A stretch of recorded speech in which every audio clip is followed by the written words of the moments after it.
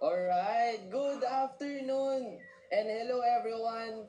And hello po sa lahat ng mga viewers namin tsaka followers namin dito sa Natural Healing Expert by Norvana. So welcome po sa ating another weekly live session. Grabe, na-miss po namin kayo, no? And we are very excited dito po ulit sa ating weekly live session, no? So by the way, I'm Angelo Supremo. I'm your host for today at mamaya makakasama po natin yung isa sa mga naturopathic doctor po ng Nirvana. So, actually po, no, we are grateful and excited dito po sa weekly live session natin kasi dito pinag-uusapan po natin kung ano ba yung mga health tips na makakatulong po sa inyo para po maiwasan natin yung sakit. And actually, yun po yung main purpose nitong weekly live session. Mapag-usapan po yung mga healthy tips. Kaya po nag-invite po tayo ng naturopathic doctor dito po sa Nirvana para matulungan po namin kayo. No? And actually po, ang mga kasama po natin ngayon ay isa sa mga kumbaga trusted na naturopathic doctor. Nasa 15 years na po yung kanyang experience pagdating po sa natural healing and sobrang dami niya na pong natulungan, no, sa pagpapagaling po in natural way, no? So, hindi ko na patatagalin, patatawagin ko na po siya, pakilala ko po sa inyo. Let's all welcome Doc Edward Timonera. Yan, hello Doc. Pati ka naman sa mga viewers and followers natin dito sa ating Nirvana. Good afternoon po sa ating lahat ng mga taga-subaybay. Welcome sa ating weekly live sa ating natural healing expert. At samahan niyo po kami sa aming pagbibigay ng mga tips, mga practical at mga walang bayad na paraan para maging healthy. Yes, and again Doc, excited kami sa lahat ng mga matututunan namin sa inyo, Doc, no? Sige, so simulan na natin. Doc, ito unahin natin, no? Ano yung masasabi mo about sa metabolism? Hindi sira ang metabolism mo, tulog lang siya. Pwede mo siyang gisingin. Yun yung kailangan natin maintindihan sa metabolism. May two insights o dalawang bagay na dapat natin maintindihan. Number one, bumabagal ang metabolism hindi lang dahil sa edad, kundi sa kakulangan ng galaw at tulog. So, very important yung galaw at tulog. Pangalawang insight, ang iyong cellula ay parang maliliit yan na makina. Nagiging mas maganda ang takbo niyan kapag tama yung fuel na inilalagay sa kanila. At regular din yung paggalaw or exercise. So, yan yung dalawang insights natin. May tatlong steps naman para mapalakas natin muli yung metabolism. Number one, gumalaw kada oras. Kahit tumayo o maglakad ng 5 minutes, nakakatulong na yun sa fat burning. Sa pagsunog ng ating mga taba. Number 2, kumain ng may protina sa breakfast and lunch. Pinapagana nito ang thermic effect ng pagkain. So pag sinabing thermic effect, yung umiinit yung ating katawan. So pag uminit, syempre mababurn yung ating calories. Pangatlo, matulog ng 7 to 8 hours kasi doon nagre-reset ang metabolism natin. Hindi sa time na stress ka. So yun, Coach. Coach Angelo. Yun, alright. Thank you so much, Doc Ed. No, ganun ka-importante pala yung metabolism. Kailangan maging maganda. So next naman, Doc, ano naman yung masasabi mo sa cardio? Ang cardio hindi tungkol sa tagal, kundi tungkol ito sa consistency. Kailangan yung pag nagka-cardio vascular exercises, consistent ka or tuloy-tuloy. O hindi pwedeng sobrang tagal naman tapos na-stop ng 1 month, di ba? Hindi maganda 'yon. May 2 insights tayo diyan sa cardio. Number 1, mas nakakatulong sa puso ang short pero regular session kaysa sa sobrang tagal pero paminsan-minsan lang. Number 2, kahit brisk walking, cardio na yan kung araw-araw mo naman ginagawa. Diba? Okay. May 3 steps tayo para mapalakas yung ating cardio, yung ating puso. Number 1, mag-move at least 30 minutes most days, gaya ng paglalakad, pagja-jogging, pagbabike, or any sports. Number 2, paghaluin ang intensity. Minsan mabagal, minsan mabilis. Pangatlo, check recovery. Kung mabilis bumalik sa normal ang heart rate mo, effective ang cardio mo. So, yun. Pag na-check mo na mabilis bumalik sa normal ang heart rate mo, ibig sabihin, maayos pa yung puso mo. Ang normal resting rate ng adult ay 60 to 100 beats per minute. So, yan ang ating mga tips dyan. Thank you for that, Doc. Thank you sa valuable na tips na binigay mo. Next naman, Doc, ito about naman sa inflammation. Ano naman yung masasabi mo, Doc, about inflammation? Ang inflammation or pamamaga, minsan dumarating yan sa pagiging chronic or pangmatagalan. Ang chronic inflammation, ang ugat ng maraming sakit. Pero, kaya mo itong baliktarin. May 2 insights tayo dyan. Number 1, naiti-trigger ito ng stress, junk food, at kulang sa tulog. Mas lalong namamaga yung ating katawan. Ibig sabihin, pag may pamamaga, may toxins. Nai-injured yung ating organs, yung ating tissues. So, ano yung mga nakaka-trigger niyan? Stress, junk food, kulang sa tulog. Number 2, minsan di mo nararamdaman pero ang cells mo ramdam na ramdam. So, minsan di naman natin nakikita sa panlabas na may pamamaga na nangyayari. Pero yung ating mga cells sumisigaw na sa kirot or sa sakit.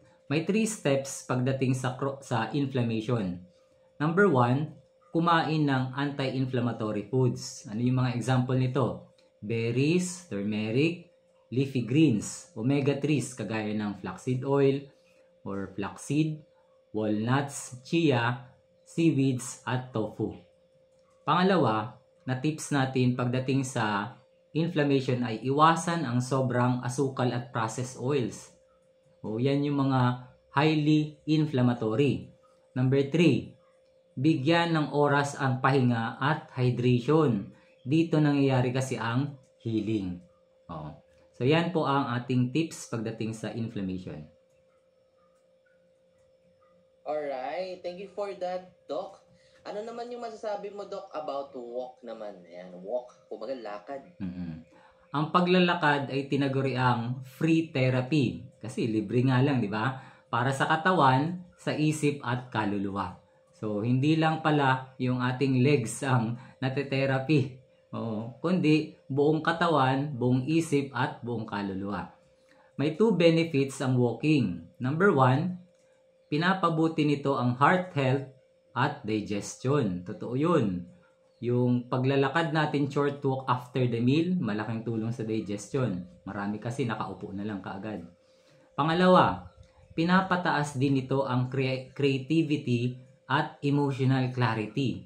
So, di ba napakaganda sa ating utak na naglalakad, nagiging creative pala tayo at nagiging nawawala yung mga emotional disturbances sa ating puso. May 3 steps para tips sa paglalakad. Number 1, maglakad ng 30 minutes araw-araw kaysa puro sakay. Mas okay kung before breakfast or sa hapon before mag-dinner. Yun, mas maganda na naglalakad tayo kaysa sa naman na lagi na lang tayo nakasakay sa kotse or sa kung saan, sa motor or kung saan sasakyan. Number 2, maglakad sa labas under the sun. Nakakatulong ang araw sa pag-boost ng serotonin. Ano ba yung serotonin? Yan po yung happy hormone. At saka, syempre yung araw, source din po yan ng vitamin D. So, maglakad na maglakad para ma-boost yung serotonin at vitamin D. Number 3, ang lakad po na may purpose kasama ang mahal mo sa buhay, na pwede kayong magdasal, magmuni-muni, or magplano habang naglalakad ay isang napakagandang gawain. Yan po ang pwede nating magawa kaysa lang na nakamukmuk tayo sa bahay maghapon. So, yan po ang ating mga tips dyan sa paglalakad. Yun, tama, no? Kumaga, galaw-galaw din pag may time. Yes. Thank you so much, Doc. Next naman, stretching. Ano naman yung masasabi mo dyan, Doc? Stretching. May memory ang muscles mo. Kapag araw-araw mo silang ini-stretch, nagpapasalamat yan sa'yo habang tumatanda ka. So, napakahalaga talaga na inuunat-unat natin yung ating kamay, yung ating katawan, legs, kahit yung ating neck o yung leeg natin. Oo. May 2 insights tayo dyan. Ang stretching, number 1, nagpapabuti ng sirkulasyon. Nagiiwas ng injury. At nagre-release ng endorphins. So, again, endorphins, happy hormone uli. So, pag nag-stretching, mas gumagandang sirkulasyon, iwas injury, at nagre-release ng endorphins or happy hormones. Number 2, tight muscles drain your energy. Nakakaubos po yan ng lakas pag yung ating likod dito tumitigas na, di ba? Na-stress na. It drains your energy more than you think. Hindi mo iniisip pero nauubos na pala yung lakas mo. May 3 steps tayo pagdating dyan sa stretching. Number 1, mag-stretch bago matulog para ma-relax ang nervous system. Number 2, i-hold ang bawat stretch ng 20 to 30 seconds. Number 3, huminga ng malalim habang nag-i-stretch. The general rule is to exhale when your body is closing or contracting, and inhale when it is opening or lengthening. So kapag papasarado yung halimbawa, yung kamay mo or braso mo, anong sabi doon? Yun ay mag-exhale. Pero habang papabukas ka, lengthening, pinapahaba mo, yun ang time na nag-inhale. So yun po. Yun ang ating tips pagdating sa stretching. Thank you for that, Doc. Kailangan din talaga na mag-stretch. Next naman, Doc, about bread naman. Ano yung masasabi mo about bread? Ang layo, no? From stretching to bread. So, ano yung masasabi mo dyan, Doc? Hindi lahat ng tinapay healthy. Depende yan kung anong klaseng harina yung ginamit. Oo. May 2 insights tayo dyan. Number 1, white bread, it means they are refined carbs. Mabilis yan magpataas ng blood sugar. Kasi wala ngang fiber. Number 2, whole grain or sourdough, yan yung mataas ang fiber. Yan yung may buhay din. Mas mabagal ang sugar spike. So, hindi tataas yung ating sugar kapag whole grain. Pero, iwanan na natin ito. Ito ang hindi alam ng marami. Pakinggan nyo na maigi. Iwanan na natin ang wheat bread. Kasi, lahat yan ngayon ay hybridized wheat na. Hindi na yan safe ngayon. Oo. Madaming sakit ang dinudulot ng wheat bread or hybridized wheat. Maliban na lang kung made of einkorn or spelt ang wheat bread na binibili mo. Alam nyo, ang wheat bread, may book si Dr. William Davis. Ang title is Wheat Belly. Yan ang dahilan kung bakit nagkakaroon ng double chin, lumalaki ang tiyan, tapos kakain ka ng mga pasta, pizza na hindi ka mabubusog. Tumataas ang sugar mo kasi may amylopectin A yan. Hindi alam ng marami yan. Yung mga noodles, yung mga wheat products, kaya makikita nyo sa food labels, nakalagay contains allergen wheat. Bakit naging allergen ang wheat? It's because all wheat products are already hybridized wheat. So, yun po ang dapat maintindihan. Ngayon, may 3 steps tayo dyan. By the way, hindi lang pancreas ang nadadali niyan, pati gallbladder, pati yung intestine, kaya nagkakaroon ng mga autoimmune diseases. Pero masyadong left behind tayo. Late tayo kumpara dun sa mga taga-US, sa Europe, sila ay advanced. Kaya sinishare ko po ito para mas maintindihan. Ang 3 steps ko pagdating sa tinapay, gumawa na lang po tayo ng sariling bread sa bahay. Made from lentils, chickpeas, rolled oats, banana, etc. Marami naman yan pwedeng makita sa YouTube. Number 2 tip, gumawa tayo ng sourdough bread made from einkorn or spelt. Yun yung variety ng wheat na safe. Number 3, pwedeng ipalit ang boiled and roasted kamote or taro as alternative sa tinapay. So yan po yung ating mga tips pagdating sa tinapay.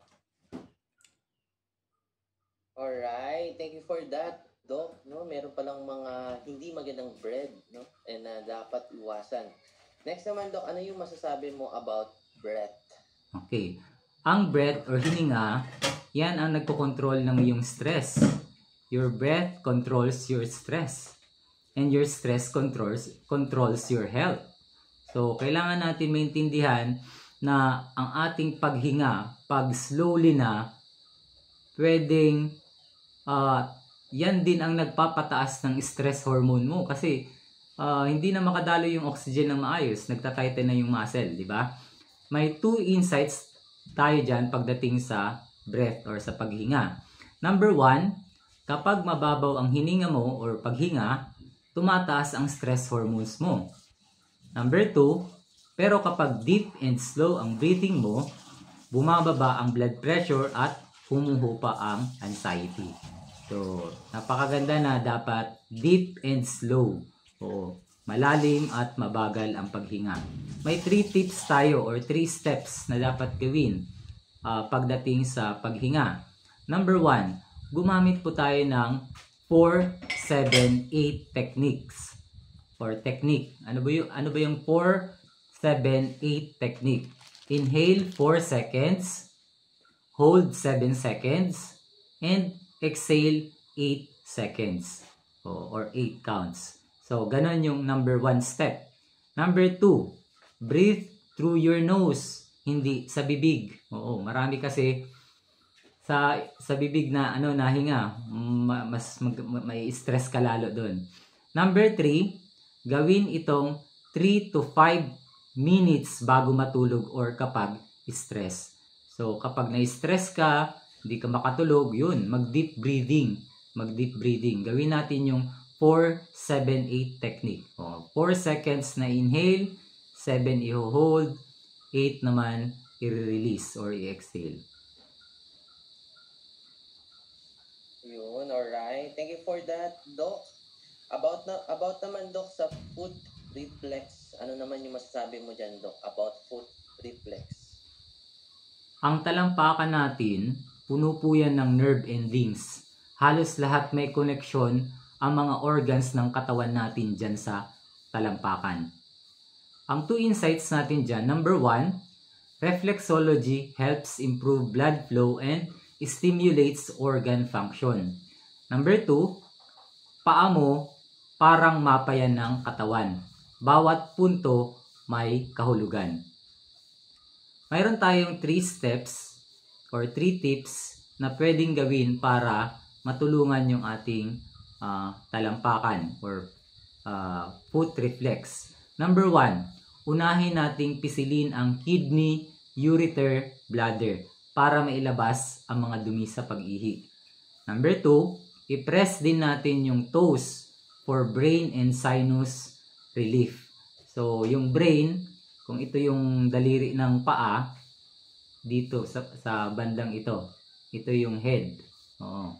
Tapos lahat ng sinuses, yung mga dulo. Kaya kapag nagigitara, tapos may sipon ka, yun, nakakatulong yun. Malaking tulong yun. Number 3, soak your feet in warm water. Simple but powerful for circulation. Lalo na kapag masakit ang ulo o hirap ang paghinga. So, yun lang po. Simpleng pwedeng gawin. Kapag sinisipon, nahihirapan huminga, ibabad sa mainit na tubig yung paa. O, kung malalagyan nyo pa ng mga herbal na dahon, yung pinakulo ang tubig, isama nyo dun sa basin o sa planggana na mainit yung mga dahon. Para mas matagal ang init, pati yung mga sustansya ng dahon mapupunta sa tubig at ma-absorb ng yung paa. Yun, thank you for that, Doc, no? So, need pala na may mga halaman din sa tubig pag ibababad ang paa. Next naman, Doc, pag-usapan naman natin yung fatty food. Yan, grabe, unhealthy, no? So, ano yung masasabi mo, Doc, about fatty food?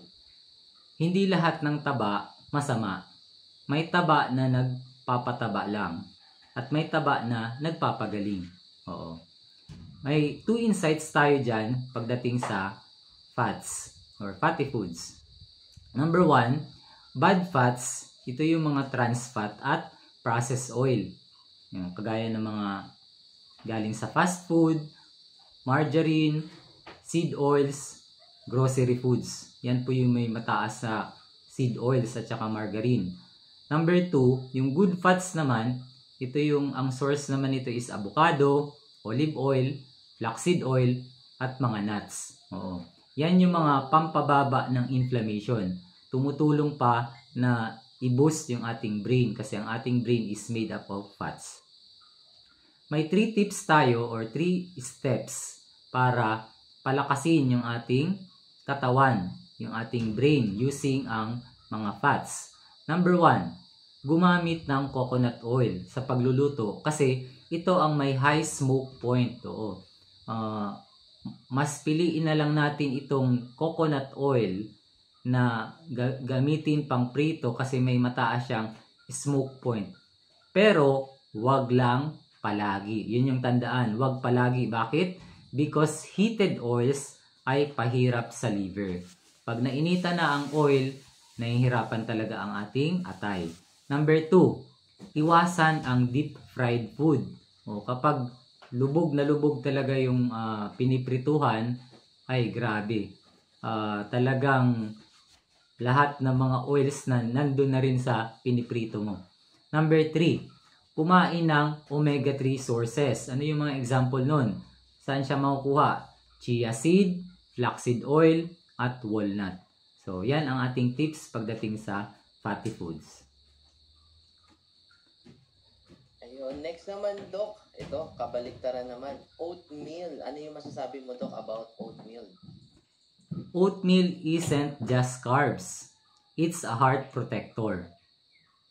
May 2 insights tayo pagdating sa oatmeal. Number 1, ang oatmeal may soluble fiber na sumisip-sip ng cholesterol. Number 2, stable ang energy. Hindi biglang taas-baba ang sugar. Ang maganda kasi sa oatmeal dahil rolled oats or marami siyang fiber, mas na-hold in check niya na hindi tumaas yung blood sugar mo.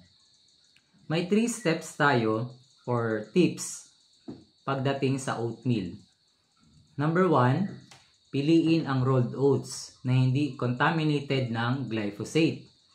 I recommend yung Australia Harvest kasi ito yung GMO-free oats na hindi kontaminado ng glyphosate. Number 2, dagdagan ng fruits and seeds ang oats for flavor and nutrients. So, para hindi naman boring yung oats, haluan natin ng mga prutas, berries, o kaya mga seeds or nuts. And number 3, iwasan ang too much sugar or milk powder or kahit nga milk na liquid kasi sayang ang benefits. Milk ang sugar ferments. Milk and sugar ferments. So, nangangasim yan. Nagiging acid. So, wag dadamihan ang paglagay ng gatas at saka asukal. So, kung maglalagay lang, konting-konti lang talaga. Kasi pag maraming sugar, maraming asukal, magfe-ferment or mangangasim. So, mawawala yung bisa ng oats, yung kagandahan or benefits na bibigay nito. Alright, thank you for that, Doc. Very helpful, no, na kung ano yung dapat isama sa oatmeal or ihalo. Next naman, Doc, ito, napakakailangan natin, no? Fruits. Ano naman yung masasabi mo, Doc, about fruits? Fruits are medicine in sweet form. Pero, dapat tama ang oras at dami. Mayroon tayong 2 insights pagdating sa mga prutas. Number 1, eat fruits at their season. Kasi, mas marami ang sustansya kapag fruits in season ang kinakain mo. Hindi siya pinalaki o pinabunga ng pilit. Number 2, ang pagkain ng maraming prutas at gulay ay nagdudulot sa mas mababang tsansang makabuo ng malalang sakit. Mayroon tayong 3 tips or 3 steps sa pagkain ng prutas. Number 1, kumain ng 2 servings a day. Oo. Pwedeng 2 servings a day, pwedeng 3. Pero minimum okay na yung 2. Number 2, piliin sang-ayon sa panahon at pangangailangan mo ang kakaining prutas. Halimbawa, kung taglamig, syempre maraming mga virus, maganda yung citrus fruits. So, yung mga oranges, dalandan. Kapag tag-init naman, maganda yung mga matubig. Halimbawa, mga makatas, watermelon, cucumber, pinya. Yun, malaking tulong yan. Yung buko.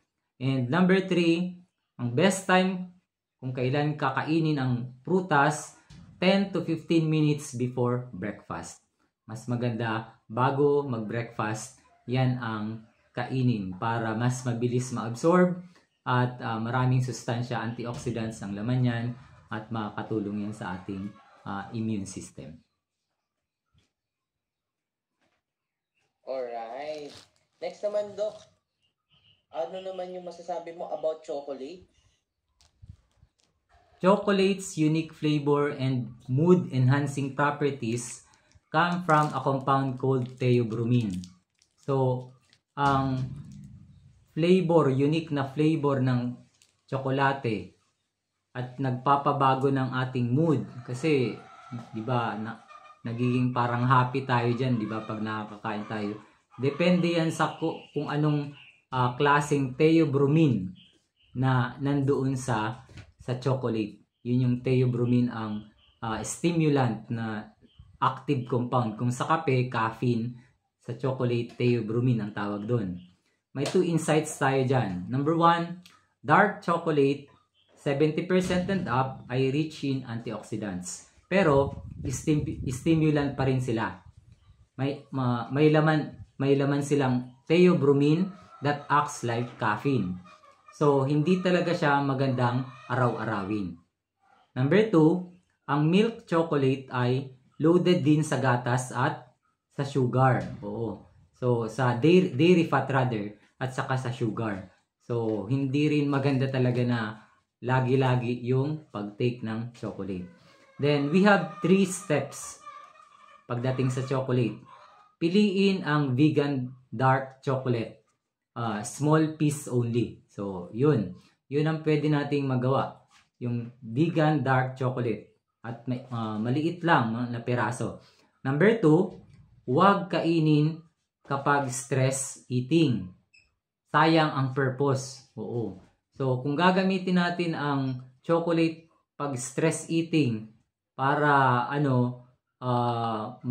masatisfied yung ating mga emotional disturbances or stress, mawawala pa rin yung purpose nun. So, sayang lang. Huwag gagawing ibabaling yung solution doon sa pagkain ng chocolate. Number 3, i-enjoy mindfully, hindi mabilis para maramdaman ang reward. Ayun. So, nguyain ng maigi at saka dahan-dahan para maramdaman mo talaga yung benefits o reward na binibigay ng chocolate.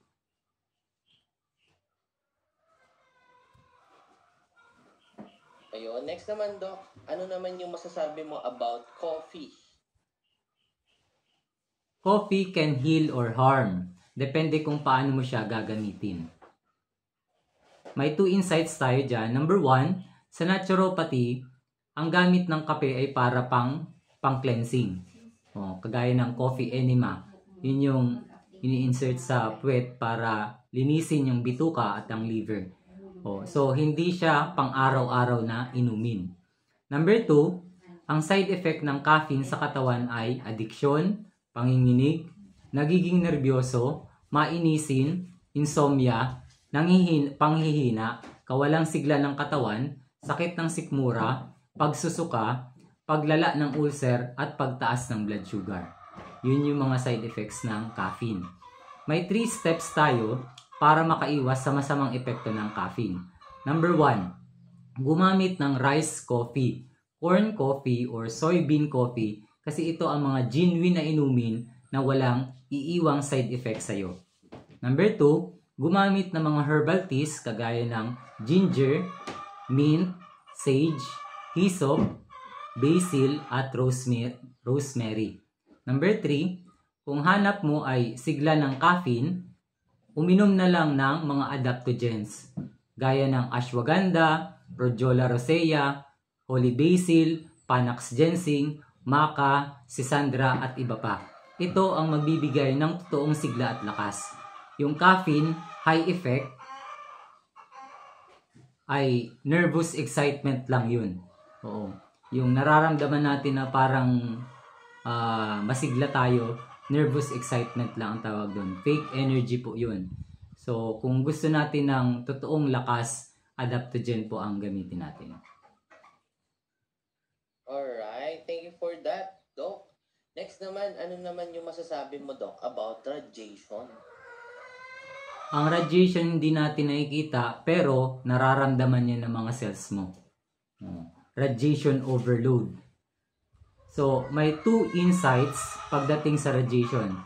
Number 1, galing ito sa phones, Wi-Fi,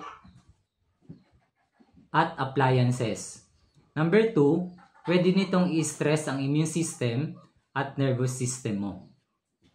So, mayroon tayong 3 steps pagdating sa radiation.